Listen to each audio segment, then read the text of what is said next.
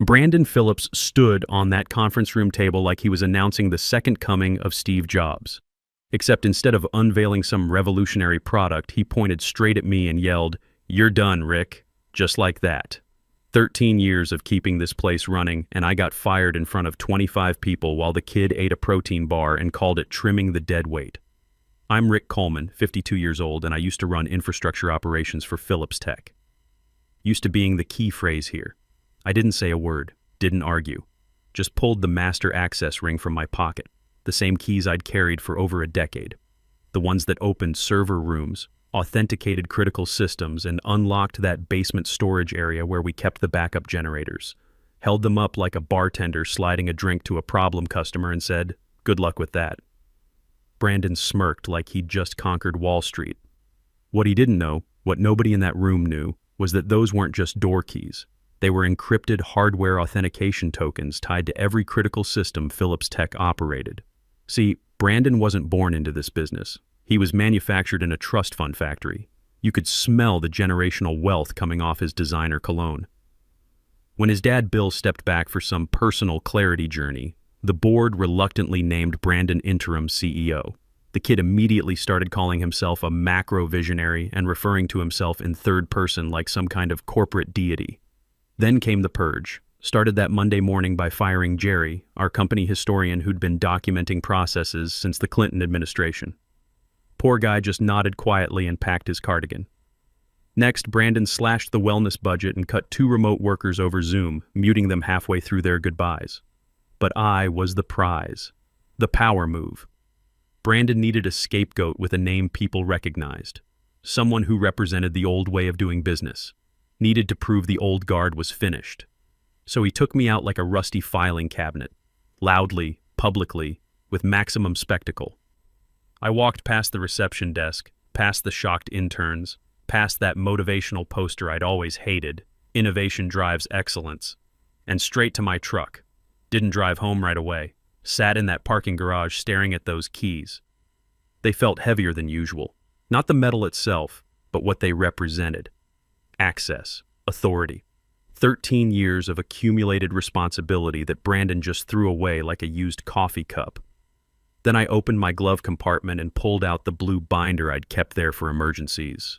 Infrastructure protocols, system documentation, federal compliance matrices. This wasn't some personal vendetta folder, this was institutional memory in 3-ring form. 13 years ago, when Phillips Tech was still operating out of a converted warehouse, Bill trusted me with access that didn't come with a fancy title, just massive responsibility. I was the designated systems custodian on paper and the guy who actually kept the lights on in practice.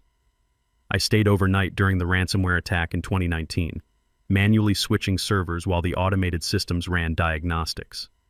When the fire inspector said our server setup violated 3 different codes, I spent a week negotiating variance permits. When vendors threatened to pull contracts over late payments, I smoothed things over with personal relationships built over years. I had signing authority on infrastructure leases, regulatory compliance documents, and security certifications that Brandon didn't even know existed. More importantly, I had the vendor relationships and institutional knowledge to make those signatures mean something. Let him play CEO. Let him fire good people and throw tantrums about legacy thinking. He just eliminated the one person who knew where all the digital bodies were buried. My front door always stuck a little. Foundation shifted during that 2008 earthquake, and I never bothered fixing it. Kind of liked that it pushed back when something wasn't right.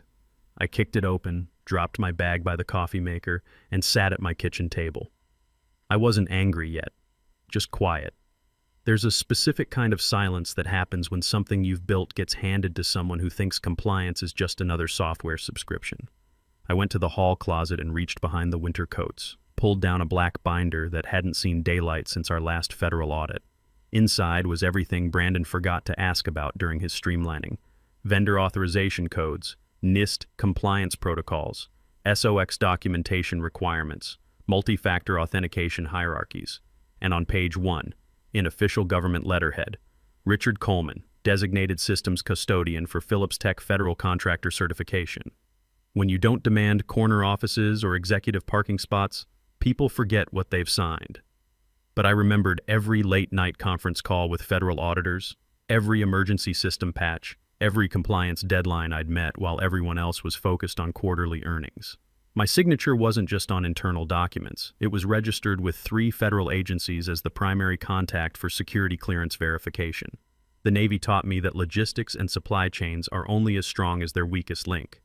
Turned out I wasn't just a link in Phillips Tech's chain. I was the master connection holding the whole thing together. You don't fire the master connection. You transition them properly. You document the handover. You spend weeks training their replacement. You say thank you and throw a retirement party. But Brandon wanted headlines, not process. He wanted disruption theater, not operational continuity. So I started making calls. First call was to Sandra at Data Vault Hosting. She picked up on the second ring, voice already tense. "Rick, thank God. We've been getting credential verification errors since this afternoon. What's going on over there?" I kept it simple and professional, just letting you know I'm no longer authorized for maintenance overrides on the Tier 3 servers. Dead silence. Then, "But your name's still the primary contact on our federal contractor portal. You're listed as the compliance verification officer. Not my problem anymore, Sandra. You'll need to reach out to someone else." "Who?" "We don't have anyone else in our system." I could hear her typing frantically. Sandra had been managing our hosting relationship for 8 years. She knew how these government contracts worked. One missing signature could freeze millions in billing. "Rick, this is serious. If we can't verify compliance status, we have to suspend services pending audit. That's a federal requirement." "I understand. You should probably call Phillips Tech directly." We tried, got transferred to some kid named Bryce who hung up on us. Second call was to Tom at SecureGrid, our badge and surveillance vendor. He actually chuckled when I told him about my situation. "That explains the dashboard alerts we've been seeing. Someone tried rebooting your authentication server around 3 p.m. Locked the whole system." "They what?" "Yeah, looks like they thought it was a Windows machine. Just hit restart when the badges started throwing errors. Now it's stuck in safe mode and won't accept administrative commands." Tom had installed our security system back when we moved into the current building.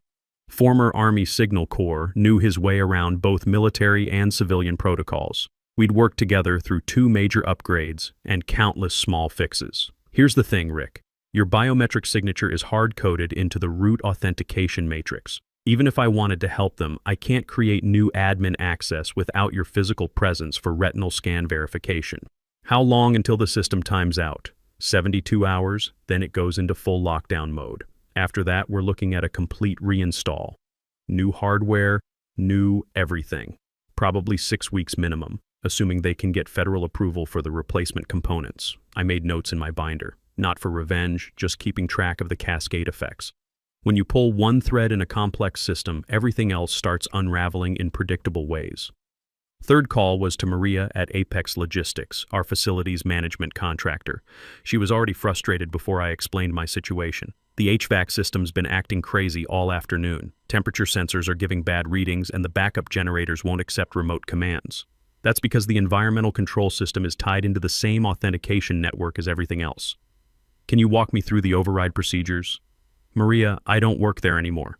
You'll need to contact Phillips Tech for authorization. We tried. They said you were the only one with administrative access to the facilities systems." That was the pattern. For 13 years, I'd been the central point of contact for every vendor relationship, every compliance requirement, every system that kept Phillips Tech running. Not because I was a control freak, but because that's how you maintain security in a federal contracting environment. One person signs, one person is responsible, one person can be held accountable. Brandon thought he was firing a middle manager. What he actually did was yank the master key out of a Swiss watch and hand the pieces to someone who'd never seen the inside of a timepiece. Tuesday morning, 7:30 a.m., exactly 24 hours after my termination, the first wave hit. I wasn't there to see it, but I heard about it from Amy, our receptionist, who called me from her personal phone. "Rick, it's chaos here. Nobody can get into the building. The badge readers are just beeping at everyone. Brandon's outside in the parking lot screaming at his phone." The overnight security guard, Carl, had gone home at 6 a.m. like always. The automatic lock system was supposed to re-enable badge access at 7 a.m. Instead, it stayed in secure mode because the authentication server couldn't verify any administrative users. 280 employees standing outside in business casual, clustering around badge readers like confused tourists at a locked museum. IT got looped in. Raj, our head of technology and probably the smartest guy in the building, tried explaining the situation to Brandon over speakerphone. We can't provision new badge access until we transfer the master authentication credentials from Rick's account. So do it, Brandon demanded. We can't, sir. Rick was the root administrator. Only he could create new administrative accounts without triggering federal security protocols. Can't you hack around it? Sir, he designed it specifically to resist unauthorized access. It's compliant with NIST cybersecurity frameworks and Defense Department tamper-resistant standards. If we try to bypass it, the system will flag us as a potential security breach and notify federal oversight. By 9 a.m., someone had called a locksmith, professional guy who took one look at the badge readers and shook his head. These aren't mechanical locks, son. This is a fully integrated electronic security system. I can't just drill these out without setting off alarms from here to Washington. Brandon finally called the fire department, claiming it was an emergency evacuation issue. The fire chief, a former Marine named Rodriguez, took about 30 seconds to size up the situation. Son, this isn't a fire emergency. This is a management problem. Your people can get out of the building just fine. They just can't get back in. Maybe next time, don't fire your security administrator without reading the manual first. The building stayed locked until 2 p.m. when Sandra from Data Vault drove over with an emergency access device she kept for situations exactly like this. Cost Phillips Tech $5,000 in emergency service fees just to unlock their own front door. By Wednesday, the real problems started showing up. Not the dramatic stuff like locked doors, but the quiet financial bleeding that kills companies slowly. Payroll hit a snag first. Not because the money wasn't there, but because our automated systems couldn't verify routing authorization for direct deposits. Every electronic payment required dual authentication, one from the finance director and one from the designated federal compliance officer. That second signature was supposed to come from me. Janet from finance called me Wednesday morning, voice tight with stress. Rick, I know this is awkward, but we need your authorization token for the payroll run. The system won't process without dual verification. Janet, I don't work there anymore. You'll need to update the authorization matrix. That's what I told Brandon. He said to just override it somehow. I had to laugh. You can't override federal banking regulations with management enthusiasm. Those protocols exist for a reason. What reason? Sarbanes-Oxley compliance. Every federal contractor has to maintain separation of financial authority. One person controls the money, another person verifies the transactions. If both signatures come from the same authorization level, it triggers an audit flag. Janet went quiet. She'd been doing payroll for 6 years but never had to understand the underlying compliance architecture. Why would she? That was my job. How long do we have? Payroll processors give you 72 hours to resolve authentication issues before they freeze the account. After that, you're looking at manual check processing for 280 people. Thursday morning brought the procurement crisis. Our primary component supplier, TechFlow Industries, suspended all shipments pending customer verification review. Their automated system had flagged Phillips Tech as a compliance risk. The issue was simple. Our purchase orders required verification from the designated custodial officer before shipment. For 8 years, that had been me. Now my digital signature was orphaned in their system, still required for authorization but no longer valid for new transactions. TechFlow's account manager, Steve Rodriguez, called to explain the situation. We'd worked together since 2018, building a relationship that had saved Phillips Tech roughly $200,000 in rush delivery fees over the years. Rick, I want to help, but our compliance department won't budge. Your company fired their verified signatory without updating our authorization database. From our perspective, you guys are operating without proper financial controls. That's because we are, Steve. Can't someone else just sign the forms? Not without going through the full vendor qualification process again. New background checks, new federal verification, new credit review. You're looking at 6 to 8 weeks minimum. What about emergency authorization? Emergency status requires approval from your federal oversight officer. Since Phillips Tech is flagged as non-compliant, they won't grant emergency status. Steve sighed. Rick, off the record, this whole thing looks suspicious from the outside. Companies don't usually fire their compliance officers unless something's wrong. My legal department is wondering if you guys are under investigation. That hit me like a cold slap. The optics were terrible. From the vendor's perspective, Phillips Tech had suddenly terminated their primary financial oversight officer with no transition plan. In the federal contracting world, that kind of move screams fraud investigation or bankruptcy preparation. Friday brought the call I'd been expecting. Meridian Corporation's legal department. Mr. Coleman, this is Jennifer Walsh from Meridian Legal. We're conducting a compliance alignment review regarding the Philips Tech contract and would appreciate a few minutes of your time. Jennifer was thorough and professional, asked specific questions about my role, my termination circumstances, and current access status. I answered everything honestly. Mr. Coleman, according to our records, you were the verified custodial officer for all federal contractor certifications. Is that correct? Yes. And you were terminated without a formal transition of those responsibilities. That's correct. Are you aware of any compliance violations or irregularities that might have prompted your termination? No. I was fired for being dead weight, according to the interim CEO. Long pause. I see. And in your professional opinion, does Philips Tech currently have proper custodial oversight for federal contracting requirements? No, they don't. Another pause. Thank you for your candor, Mr. Coleman. We may have follow-up questions. Monday morning, the hammer fell. Meridian's procurement office sent a formal notice to Philips Tech. Contract negotiations suspended pending compliance verification review. The $280 million logistics contract, representing roughly 40% of Philips Tech's annual revenue, was officially on hold. Brandon called an emergency staff meeting. I wasn't there, but Amy filled me in later. He stood in the same conference room where he'd fired me and tried to explain why their biggest client had just walked away from the negotiating table. This is a temporary misunderstanding, he told the assembled staff. Meridian is being overly cautious about some paperwork issues. We'll have this resolved within the week. Raj, the IT director, raised his hand. Brandon, if this is just paperwork, why don't we fix it? We're working on it. Who's working on it? Rick was our compliance officer. We don't need Rick. We can handle this internally. With who? You fired the only person who knew how the compliance systems worked. Brandon's face went red. We'll figure it out. That afternoon, Philips Tech's stock price dropped 12% on news of the Meridian contract suspension. The financial press picked up the story. Philips Tech loses major contract amid compliance concerns. Local business reporters started digging into the details. They found the timeline. Compliance officer terminated Monday, major contract suspended Friday. The optics were devastating.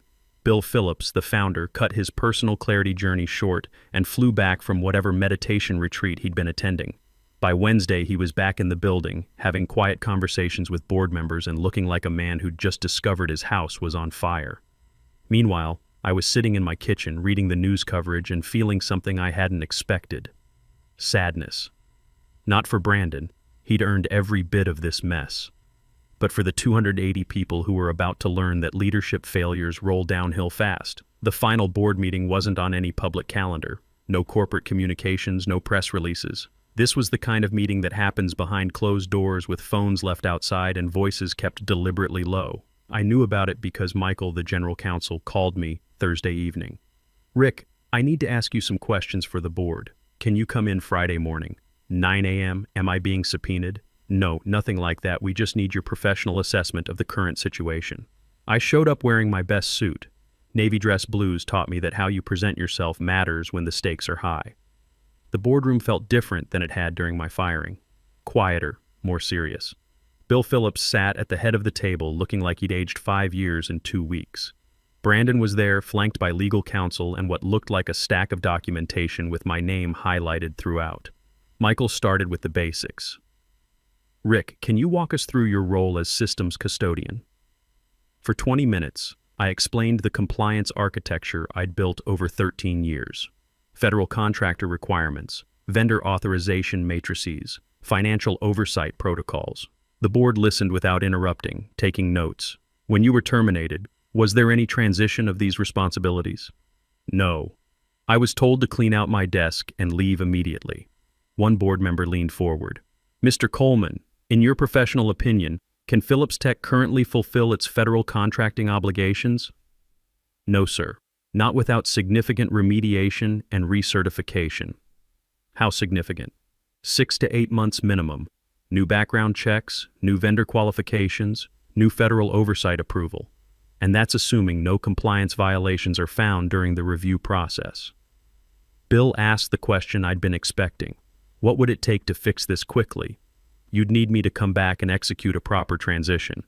But even then, the damage to vendor relationships and client confidence would take years to repair. Brandon finally spoke up. This is all being blown out of proportion. We can hire consultants to handle the paperwork. Michael slid a folder across the table. These are the estimates from 3 different compliance consulting firms. Minimum cost, $2.8 million. Timeline, 12 to 18 months. And that's with no guarantee that federal agencies will accept the transition. The room went quiet. You could hear the HVAC system cycling, the same system that was still throwing temperature alerts because nobody knew how to reset the authentication protocols. There's one more thing, Michael continued. The SEC has opened a preliminary inquiry into the Meridian contract suspension. They want to understand why a major federal contractor suddenly terminated their compliance officer without documentation. Bill's face went gray. Are we under investigation? Not yet.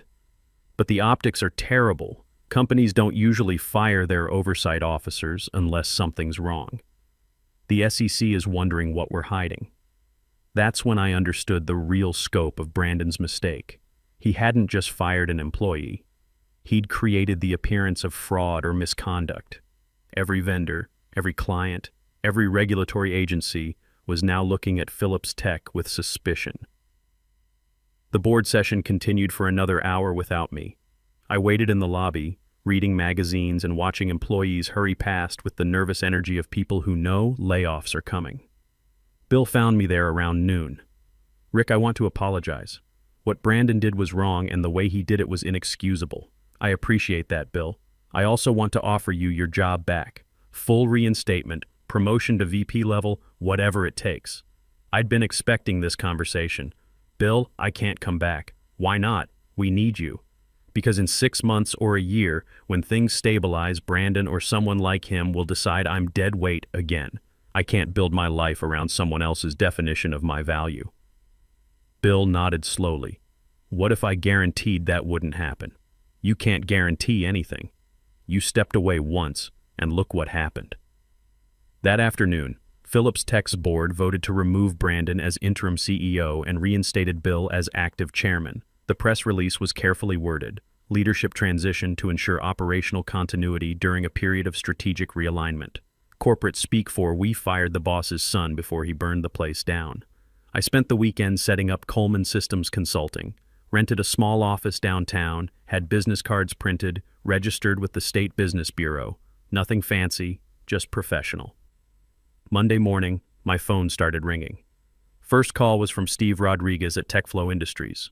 Rick, I heard you're consulting now. We've got 3 clients asking about compliance verification services. Interested? Second call was from Sandra at Data Vault. Rick, our other federal contractor clients are nervous about their compliance status. Can you do audits? By Wednesday, I had 5 clients signed and 3 more scheduled for consultation. Word travels fast in the federal contracting world, especially when a major company implodes over compliance issues. Phillips Tech struggled for months. Bill managed to stabilize operations, but the Meridian contract was permanently lost. They had to lay off 85 people and sell their government contracting division to stay solvent. Brandon disappeared from the local business scene. Last I heard, he was running a cryptocurrency startup in Austin telling people he was a disruption specialist. 6 months later, I was sitting in my expanded office reviewing proposals for a $40 million federal consulting contract when Amy called. Rick, Bill Phillips is here. Says he wants to hire Coleman Systems Consulting for compliance oversight. I looked out my window at the Phillips Tech building across the street. Still there, still operating, but smaller now. Humbled. Tell him I'll call him back, I said. I'm booked solid for the next 6 months. Sometimes the best revenge is simply being too busy to return phone calls.